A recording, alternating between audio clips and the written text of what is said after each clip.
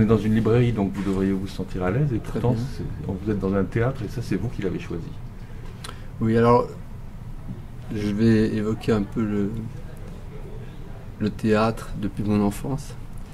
En réalité, mais peut-être les premières lectures les plus intéressantes que j'ai faites.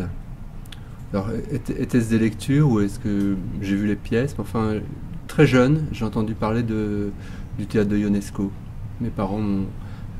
et ça m'a fasciné. Mais après, je crois qu'il n'y a pas vraiment de traces par la suite dans mon travail. Et je dirais aussi que très vite, quand j'ai commencé à écrire, un des plus grands chocs que j'ai ressenti, c'est la rencontre avec l'œuvre de Beckett. Et alors, certes, les textes de Beckett, et pas nécessairement théâtraux, enfin, Molloy, Malone l'innommable, les textes de Mercier Camier, Premier amour, des choses comme ça, mais évidemment, j'ai lu les pièces. Et ce qui est assez curieux, donc je dirais que là j'avais peut-être 20 ans, 22, 23, je sais pas. J'étais assez fasciné par les pièces de Beckett en tant que livre. Et je ne me posais pas tellement la question que ce soit représenté. C'était pas ça qui m'intéressait. Et c'était devenu une sorte de modèle littéraire à ce moment-là, extrêmement fort et extrêmement intéressant, notamment la façon dont il ponctuait son théâtre par parenthèse, un temps, fin de la parenthèse. Et comme je me suis beaucoup mis à écrire comme Beckett après avoir lu Beckett, et à la fois dans tout ce qui était roman, mais également le théâtre, parce que, alors c'est peut-être une révélation que je vous fais là, j'ai travaillé longtemps sur une pièce de théâtre avant mon premier roman, La salle de bain. En fait, c'est j'avais écrit un autre roman aussi sur lequel j'ai beaucoup travaillé, mais la pièce que j'ai écrite à ce moment-là, ça a été un vrai travail, évidemment sur les dialogues, puisqu'il s'agissait de théâtre, mais aussi sur la rigueur, sur quelque chose qui a été vraiment très intéressant. Cette pièce, elle est disponible sur mon site internet. On l'a publiée, il y a une édition critique qui a été établie par Laurent Demoulin, et si ceux que ça intéresse, ils peuvent aller voir. Il y a une histoire assez belle, puisqu'en ce moment je suis sur un livre qui s'appelle Made in China, où je raconte les relations avec mon éditeur chinois. Lui, il m'a dit, mais moi je veux... Bon, d'abord je vais traduire cette pièce, donc elle est traduite en chinois, et puis il m'a dit, mais je voudrais la publier. Alors j'ai dit, bon, ben, moi je savais qu'en France je ne voulais la publier que sur mon site internet, je voulais pas qu'il y ait de publication papier, parce que c'est un travail vraiment très très très ancien. Mais bon, à lui, comme je peux rien lui refuser, je lui ai dit, bon, ben toi, tu peux le publier si tu veux en chinois. Et donc ce sera assez marrant que cette pièce de théâtre n'existe qu'en chinois. Vous pouvez nous dire son titre? Alors, elle a plusieurs titres. Alors, je crois que le dernier, c'est plutôt Les draps ou Les draps de lit. Mais déjà, ça fait 2 titres. Elle s'est appelée Les peintres aussi. Alors, arrêtons-nous là, c'est déjà pas mal. 2 titres et demi. Voilà, alors sinon, parlons maintenant un peu du théâtre du Rond-Point. Alors là, on est venu me chercher d'une certaine façon. On est venu me chercher, c'est Alexandre Rochon du groupe de l'Anneau Orchestra, qui avait souhaité, alors qu'il faisait un concert à Paris, que je vienne faire une lecture sur scène d'un texte. Donc il y avait 2 parties dans son concert et il souhaitait que la transition soit effectuée donc par moi, lisant un texte sur scène. On raconte ça dans la postface de l'édition de Nu en poche, qui est parue chez Minuit. Il y a un entretien entre Alexandre Rochon et moi qui raconte un peu toute la genèse du spectacle. Bon, j'étais pas libre à ce moment-là, mais on s'est quand même rencontrés. Et je lui ai demandé d'utiliser sa musique, la musique à laquelle il avait pensé et qu'il m'avait envoyée, que je découvrais, mais que j'ai trouvé superbe, de l'utiliser pour une vidéo que j'avais été tournée en Chine. J'ai fait ça. Par la suite, j'ai eu le projet de faire une nouvelle vidéo en Chine, vidéo qui s'appelle The Only Dress. C'est exactement le thème du livre Made in China qui est paru récemment. Je raconte tout ça et j'ai demandé à Alexandre d'écrire une musique spécialement, d'autant que France Culture m'a fait lire à Avignon, pendant le festival d'Avignon, des extraits. J'avais envie qu'il y ait une musique qui accompagne. Donc j'avais cette musique. Voilà. Après, on s'est dit, ça s'est très bien passé encore comme collaboration. Et lui, il avait envie de continuer à écrire autour des 4 livres du cycle de Marie.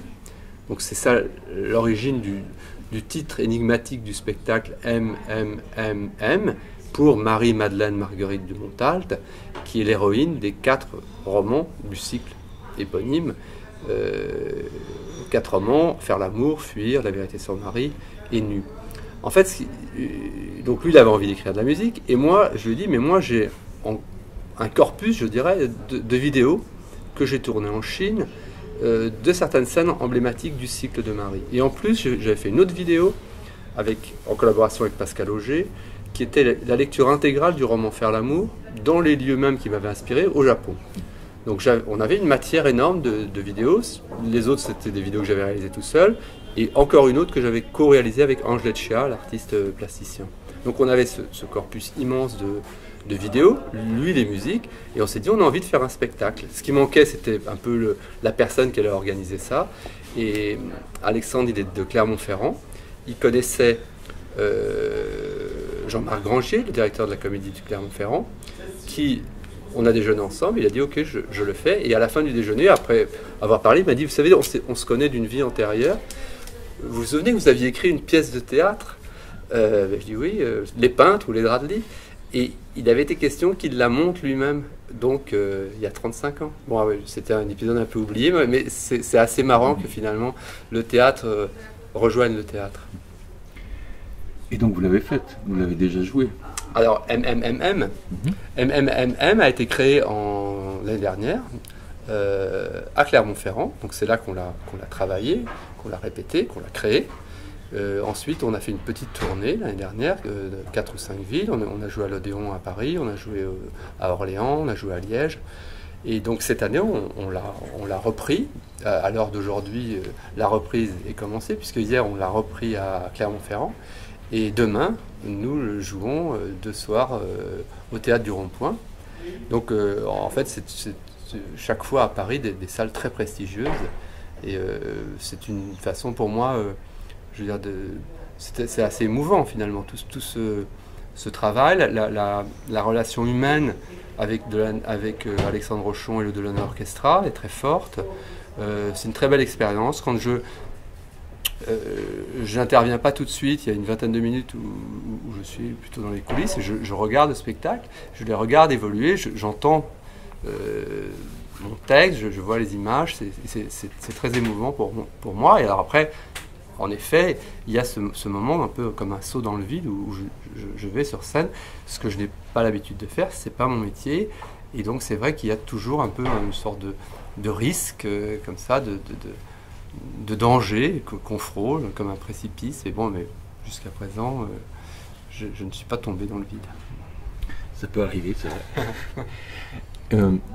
Vous avez appris quelque chose que vous n'attendiez pas, à laquelle vous ne vous attendiez pas en allant sur scène? Alors j'ai énormément aimé l'année dernière quand j'ai découvert tout l'aspect coulisses du théâtre. En fait, j'ai toujours été très amateur des coulisses. J'ai fait une exposition au Louvre. J'adorais tout ce qui était les réunions préparatoires, les rendez-vous, tout ce qui est caché. Je l'ai toujours montré. J'ai fait des vidéos pour montrer ce que j'ai fait. Donc tout cet extérieur du théâtre, ces coulisses du théâtre, bien sûr, je les devinais.